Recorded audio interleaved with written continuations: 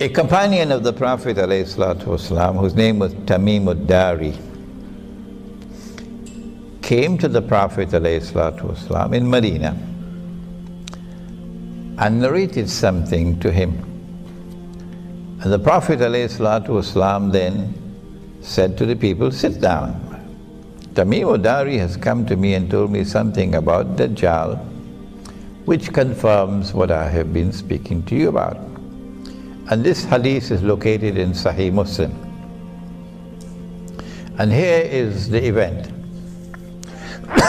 When I analyze the event, I come to the conclusion that this was a vision.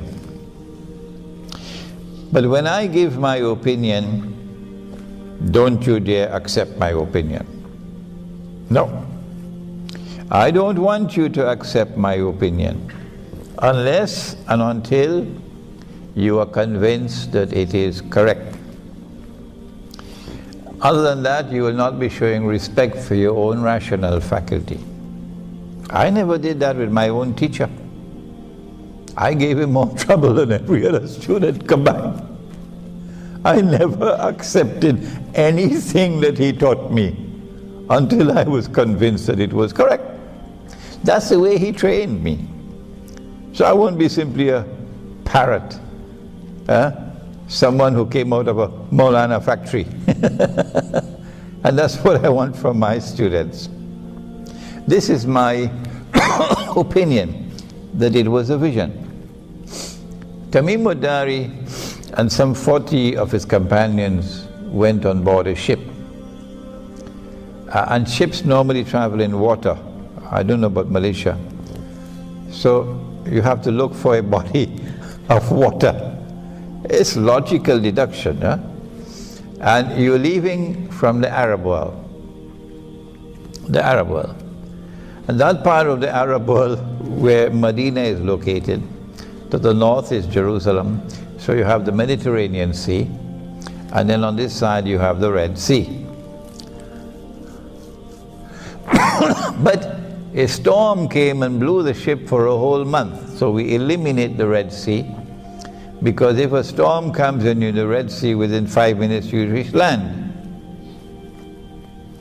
But this one took a whole month before it reached land. So we eliminate the Red Sea. And then they came to an island. They came to an island. And I recognize that island to be the island of Britain. But some people, they can't understand how can a ship travel through the Mediterranean Sea and reach Britain. Or, well, how come the US Navy and US merchant ships, since the United States was born 200-something years ago, was trading with North Africa? Lots of American ships used to be trading with North Africa. How did they get into the Mediterranean? So it is possible to get out of the Mediterranean with a ship.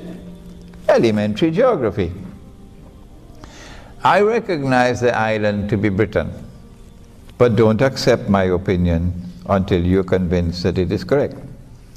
There are some who are convinced otherwise. They think the island is Singapore. When they landed at this island, they got on shore and they were confronted by a very hairy creature. So much hair that you could not tell which side was head and which side was tail. Much like in lower Manhattan, you can't tell who is a man and who is a woman. So you couldn't tell which side was head and which side was tail. And then this creature is called Jassasa, meaning a spy. So this is an island located about 1 month's journey by sea, using wind from the Arab world, the Mediterranean coast there by Syria. And it is an island with expertise in spying and espionage, you know. A hint for you, James Bond kind of stuff. And Jasasa pointed to the ruins of a monastery and said, there's someone waiting for you there. So this is an island in which religion will eventually crumble, and churches are going to be sold, restaurants and discotheques and bingo halls.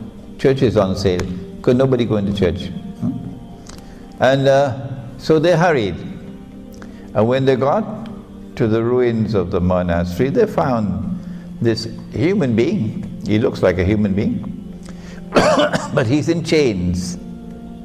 His hands are chained to his neck, and his feet are chained together. And he questions them.